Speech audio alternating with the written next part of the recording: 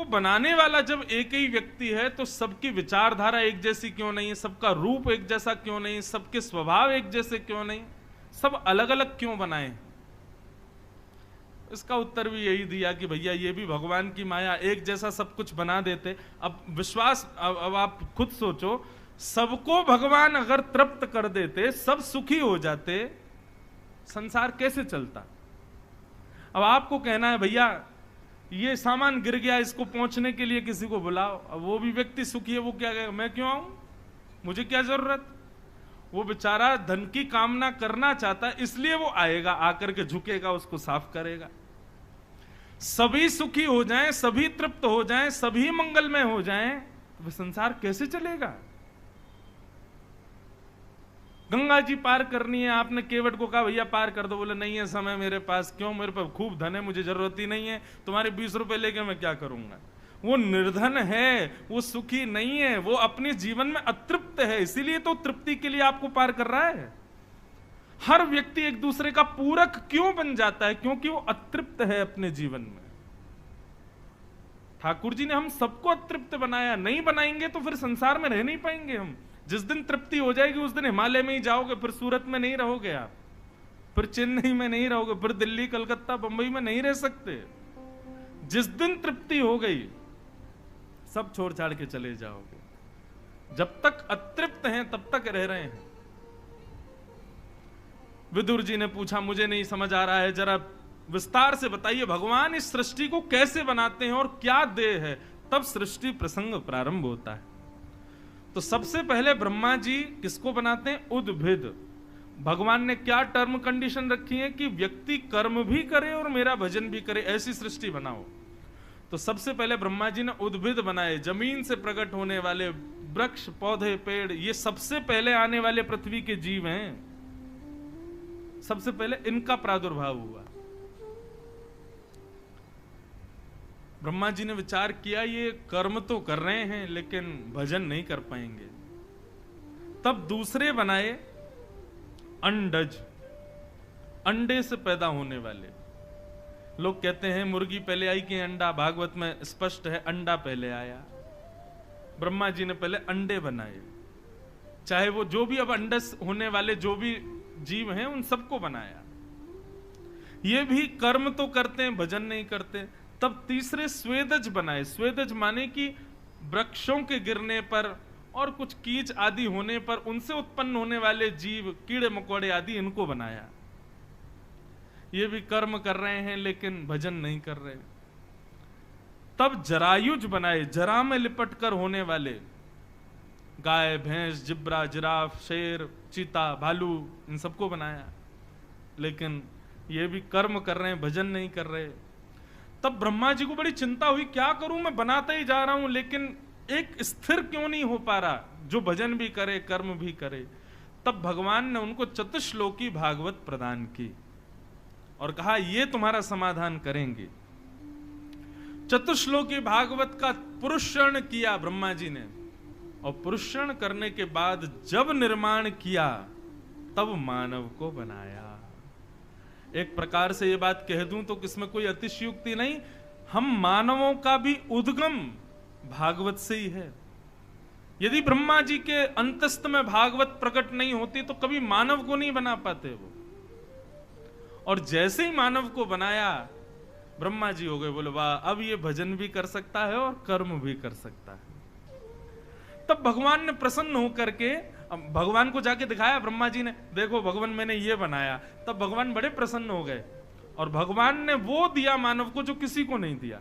बाकी की भी कृतियां थी, और वो क्या है? बुद्धि, दिमाग, विवेक, ये केवल मानव को दिया और किसी को नहीं दिया। सबको दिया है, केवल उदर भरने के लिए दिया है। लेकिन मानव को जो बुद्धि दी है वो दूसरों का भी पोषण कर सकता है, इस भाव से। और सबसे पहले मानव कौन आए पृथ्वी पर? सनक, सनंदन, सनातन, सनत कुमार। ये भगवान के प्रथम अवतार हैं। क्योंकि प्रथम मानव हैं इसलिए इनको प्रथम अवतार की श्रेणी दी गई। ब्रह्मा जी बड़े प्रसन्न हो गए, चारों बालकों को आशीर्वाद दिया, कहो बच्चों मैंने तुमको क्यों बनाया? पिताजी आपने हमको भजन करने के लिए बनाया है ना? ब्रह्मा जी बोले हाँ हाँ भजन तो करना है बेटा, लेकिन कर्म भी तो करना है। पिताजी हमसे कर्म नहीं होगा, हम तो केवल भजन कर सकते। चारों बालक ऐसा कह करके और श्रीमन नारायण नारायण नारायण करते हुए वहां से चले गए। ब्रह्मा जी बोले पहले बना रहा था तो वो सब कर्म ही कर रहे थे, भजन नहीं कर रहे थे, अब ये बनने में आ रहे हैं, ये सब भजन ही कर रहे हैं, कर्म नहीं कर रहे हैं। तब ब्रह्मा जी ने 10 मानस पुत्र और बनाए, जिसमें से एक नारद जी हैं, एक शंकर जी के ससुर जी दक्ष प्रजापति हैं। ऐसे 10 मानस पुत्र बनाए। लेकिन इनसे जब पूछा कि आप लोगों को मैंने क्यों बनाया, तो नारद जी महाराज सबसे पहले बोले आपने हमको भगवान का भजन करने के लिए बनाया है। ब्रह्मा जी फ्रस्ट्रेट हो गए, इतने दिन हो गए सब बनाते बनाते बनाते एक ठौरी नहीं आ रही है, और ललाट नीला पड़ गया ब्रह्मा जी का। क्रोध के कारण ललाट का भेदन करके महादेव प्रकट हो गए, रुद्र प्रकट हो गए। बोलो देवादिदेव महादेव शंकर भगवान की। 10 मानस पुत्र भी चले गए, अब ललाट में से पुत्र प्रकट हुए रुद्र यानी कि शिव। ब्रह्मा जी बोले बेटा तुम ही मान लो मेरी बात। शंकर जी बोले आज्ञा करो पिताजी, क्या करना है? बोले मैंने तुमको क्यों बनाया? बोले आपने हमको भजन करने के लिए बनाया। ब्रह्मा जी बोले कर्म कौन करेगा, आप सब भजन ही भजन करोगे तो शंकर जी बोले आज्ञा करो पिताजी, क्या करना है? बोले पिता जो करे वही पुत्र को करना चाहिए। मैं सृष्टि कर रहा हूं, मैं दुनिया बना रहा हूं, तुम भी मेरे साथ बनाओ। शंकर जी बोले हमसे हो नहीं पाएगा ये, नहीं अब मेरी बात माननी पड़ेगी तुमको, चलो सृष्टि करो। शंकर जी बोले ठीक है पिताजी, आप ही हाथ जोड़ दोगे अपने आप, लाओ दो हमको कमान। और जैसे ही शंकर जी आए, गंगा के तट पर बैठे हैं, शंकर जी ने जैसे ही देखा कि पिताजी ने कैसी सृष्टि बनाई, 2 आंख, 1 नाक, 2 कान, 1 मुख, 2 हाथ, 2 पैर, ऐसे मानव बनाए। शंकर जी बोले मजा नहीं आ रहा है, कुछ अलग करते हैं। तो शंकर जी ने कैसे जीव बनाए? बोले को मुखहीन, किसी का सिर ही नहीं बनाया, और विपुल मुख काहू, किसी के हजारों सर बना दिए, और बिन पग चलही, बिना पैर के चलने वाले मानव बना दिए, हाथों से ही चल रहे हैं महाराज।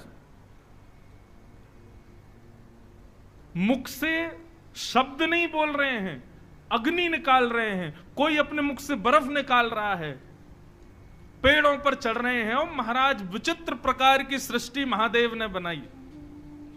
भूत प्रेत पिशाचनी डाकनी साकनियों को बना दिया। फल फूल खाने वाले मानव बनाए थे ब्रह्मा जी ने, लेकिन शंकर जी ने ऐसे बनाओ, अरे फल फूल क्या, सीधा पेड़ तोड़ो, पेड़ को ही खा जाओ, ऐसे मानव बना दिए शंकर जी ने। रावण वर्णन करता है कि मेरे गुरुदेव शिवजी ने जब सृष्टि बनाई थी तो सृष्टि में रहने वाले लोगों के स्वर कैसे थे। तब रावण कहता है यस्यास्ते ड्राट ड्राट डुट डुट मम लम डम टटम टम टटम टम डम शम डुडम शम डुहि डुहि चकतम भूपके भूपनालम तैलम तैलम तो तैलम कुकु कुकु कुकु क्वांग क्वांग क्वांग क्वांग क्वांग ध्यायन्ते यस्य कांते वसति च सकलम पातुनो चंद्रचूड़। ये रावण का रचित श्लोक है, इस बात को दर्शाता है कि महादेव ने सृष्टि कैसी बनाई। ऐसी सृष्टि बनाई कि महाराज ब्रह्मा की बनाई हुई सारी सृष्टि को खाने लगे वो लोग। ब्रह्मा जी बेचारे आराम कर रहे थे, बहुत दिनों से सृष्टि कर रहे थे, आज मन में आया देखने चले बेटा कैसी सृष्टि कर रहा है। और ब्रह्मा जी जैसे ही पृथ्वी पर आए तो देखा कि महाराज अपने सर को हाथ में लेकर के मानव घूम रहा है। किसी के नेत्री नेत्र हैं, पूरे शरीर में नेत्री, जहां से देखो ये रोए नहीं है, उसके नेत्र टिमटिमा रहे हैं। मुख से अग्नि निकाल करके कोसों के जंगल को जला दे रहे हैं, हूं करते हुए घूम रहे हैं, तेल की कढ़ाई में नहा रहे हैं। ऐसे विचित्र, उसका वर्णन विषय नहीं है, डर जाएंगे नहीं तो। ऐसी सृष्टि बनाई महाराज। ब्रह्मा जी बोले कहां है बेटा, शंकर जी कहां है? तो देखा ऊपर हिमालय पर बैठे थे, वहीं बैठ करके सृष्टि बना रहे थे।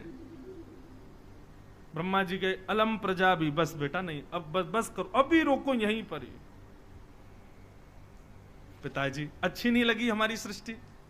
बेटा बहुत अच्छी, बहुत सुंदर, देख इतने सुंदर मैंने मानव ही नहीं देखे। तुमने रोए नहीं बनाए, तुमने नेत्र ही नेत्र बनाए, तुमने बिना पैर के मानव बनाए, अद्भुत कला है तुम्हारी। लेकिन बेटा ऐसे मानव संसार में रह नहीं पाएंगे, यहीं रोक दो। शंकर जी धीरे से बोले, देखिए पिताजी, ये मेरा कर्म नहीं है सृष्टि बनाना, मैं तो उस परम सत्ता के ध्यान के लिए मेरा अवतरण हुआ है, मैं उनका स्मरण करने के लिए पृथ्वी पर आया हूं। लेकिन पिता की आज्ञा थी इसलिए मैंने मानी, लेकिन वास्तव में मुझसे ये नहीं हो पाएगा। आप मुझे आज्ञा दीजिए, मैं भजन करना चाहता हूं। और रही बात, जितनी सृष्टि मैंने बनाई सब मेरे साथ ही रहेंगे। और सबको शंकर जी लेकर के उत्तर के क्षेत्रों में हिमालय पर जाकर के विराजमान हो गए। बोलो देवादिदेव महादेव शंकर भगवान की। ऐसे महादेव ने सृष्टि की। ब्रह्मा जी मन में विचार करने लगे, क्या करें भैया, कुछ समझ ही नहीं आ रहा है। तब अपनी नासिका को, तब ब्रह्मा जी ने मन में विचार किया कि भाई अब तक हमने केवल पुरुष ही पुरुष बनाए, स्त्रियां नहीं बनाई। बहुत ध्यान से सुनना। ब्रह्मा जी ने मन में विचार किया, अभी तक हमने केवल पुरुष बनाए हैं, लेकिन पुरुष को यदि भजन से छुड़ा करके कर्म में लगाना है, उससे मेहनत करवानी है, तो उसके लिए माताओं को बनाना पड़ेगा। तब ब्रह्मा जी ने अपने अंग के 2 भाग किए और दाहिने अंग से स्वयंभू मनु और बाम अंग से शत्रुपा का निर्माण किया। भागवत में वैसे स्पष्ट वर्णन है कि माताओं का सृजन ही इसलिए हुआ ताकि पुरुष सृष्टि चला सके, नहीं तो हम सब भजनानंदी बाबा बने घूम रहे होते इधर उधर, हिमालय पर जाकर के रहते, ब्रह्मा जी से ही उत्पन्न होते, ब्रह्मा जी में विलीन हो जाते। लेकिन वास्तव में हम सृष्टि में रहते हैं, संसार में रहते हैं। विवाह इसीलिए कराया जाता है ताकि व्यक्ति अपने कर्म को समझे, अपने जीवन के दायित्वों को समझे। और वो दायित्व उसको कौन समझाता है? उसकी पत्नी। माताओं का सृजन ही इसीलिए हुआ ताकि सृष्टि चले। सृष्टि का निर्माण हुआ, स्वयंभू मनु शत्रुपा को बनाया।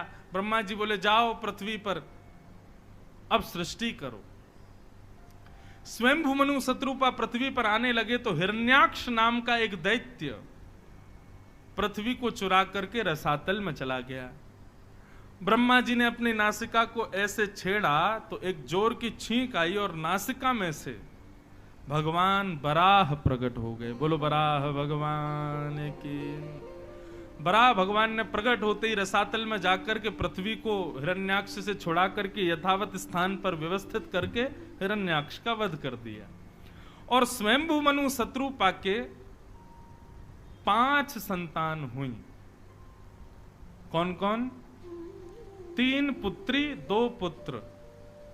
पुत्री कौन है? आकुति, देवहूति, प्रसूति। और 2 पुत्र हैं, प्रियव्रत और उत्तानपाद। अब इन्हीं 5 के वंश में ही आगे चल करके हम सब इन्हीं से ही प्रकट हुए हैं। यदि कोई व्यक्ति अपना गोत्र भूल जाए, उसको श्योरिटी ना हो कि मेरा गोत्र क्या है, तो वो स्वयंभू मनु को याद करके संकल्प ले सकता है, उसका गोत्र पूर्ण माना जाएगा। क्योंकि आदि मानव, ये आदि मानव उनको मत लेना जो आपने स्कूल में पढ़े हैं। आदि मानव जो बानर से धीरे धीरे मानव बने, वो हमको स्कूल में पढ़ाया गया था कि बंदर थे पहले, हम धीरे धीरे मानव बन गए। हम वृंदावन वाले आज तक प्रतीक्षा कर रहे हैं हमारे वृंदावन के बंदर कब मानव बनेंगे। तो आज तक मानव ही नहीं बने, अभी तक बंदर ही हैं। ये सब कपोल कल्पना हमको पढ़ाई गई। भागवत का विज्ञान है 3 स्कंद। कभी घर जाकर के 3 स्कंद की पूरी हिंदी अनुवाद पढ़िएगा, आपको विज्ञान समझ में आएगा किसे कहते हैं। सबसे पहले मानव पृथ्वी पर कौन आए?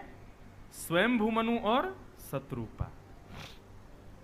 और इन दोनों ने 5 बालकों को जन्म दिया। अब जो कथा यहां प्रारंभ हो रही है, ये स्वयंभू मनु शत्रुपा की प्रथम पुत्री हैं, इनका नाम है देवहूति। देवहूति का विवाह कर्दम नाम के प्रजापति के साथ में हुआ। ये कर्दम कैसे हुए? ये ब्रह्मा जी की छाया से उत्पन्न हुए। कर्दम जी के साथ में देवहूति का विवाह हुआ और विवाह के पश्चात 9 पुत्री और 1 पुत्र हुए। और वो पुत्र कौन है? भगवान कपिल। बोलो कपिल भगवान की जय। आज सारे अवतार होंगे लाइन से।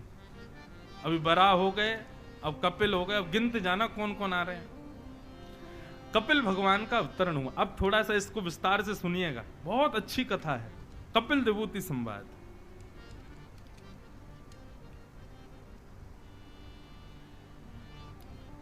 देवहूति माता अपने पुत्र कपिल से कुछ प्रश्न करती हैं, उन्हीं को कपिल देवहूति संवाद कहा गया है। अपनी कथाओं में कई बार मैंने विस्तार से सुनाया है, परंतु अति विस्तार से मैंने सुनाया था महाबलेश्वर, महाराष्ट्र में एक स्थान है, वहां 7 दिन तक हमने कपिल देवहूति संवाद ही किया था। अकिंचन कथा थी, सुबह 3 बजे से होती थी, बहुत सुंदर है। अब थोड़ा ध्यान से सुनो।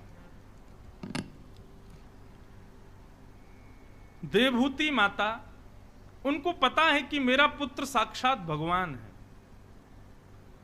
एक दिन सही समय जान करके अपने पुत्र के पास जाकर के उन्होंने कुछ प्रश्न किए।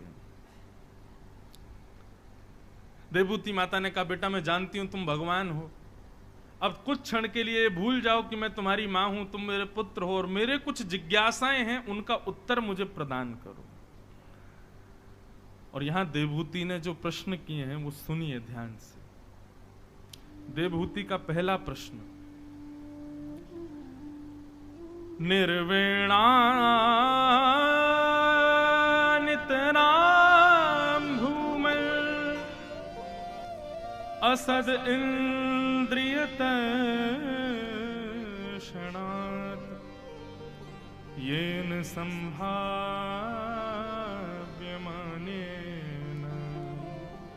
प्रपन्नान्दं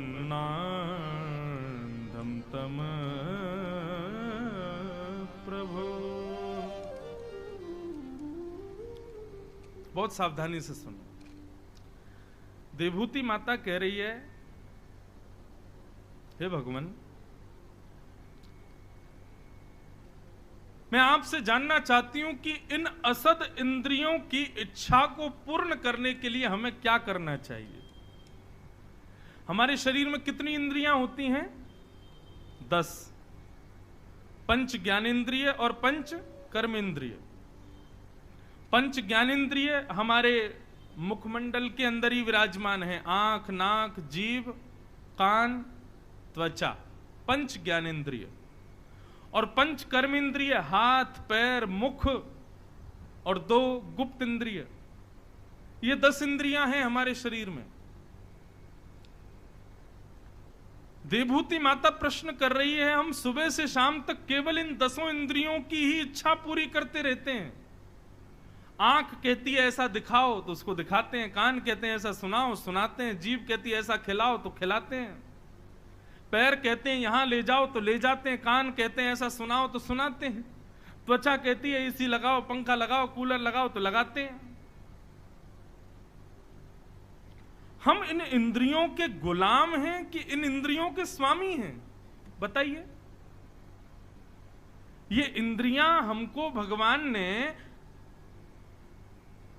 इनकी गुलामी करने के लिए दिया कि इनके ऊपर हम स्वामी बन के बैठे, इसलिए हमको इंद्रियां दी हैं? क्या होगा इसका उत्तर? हम इनके स्वामी हैं, ना कि हम इनके गुलाम हैं। लेकिन आप सब अपने जीवन पर एक बार दृष्टि डाल करके देखो, क्या आप अपनी इंद्रियों के स्वामी हो? नहीं। अगर जीव की इच्छा हो जाए कि मुझको पानी पूरी खानी है तो आप प्रयत्न में लग जाते हो। ए भैया जरा देखना ना, राम झूला के पास कोई पानी पूरी वाला हो, लाओ ना जरा, जब इच्छा हो रही है। हलवाई से बोलेंगे कल के मेन्यू में ना पानी पूरी बनाना है, हमारा मन हो रहा है। ये आपने स्वामित्व वाला काम किया कि दासत्व वाला काम किया? ये तो दास हैं। हम इंद्रियों के स्वामी नहीं है, हम इंद्रियों के दास बन गए हैं। आंखों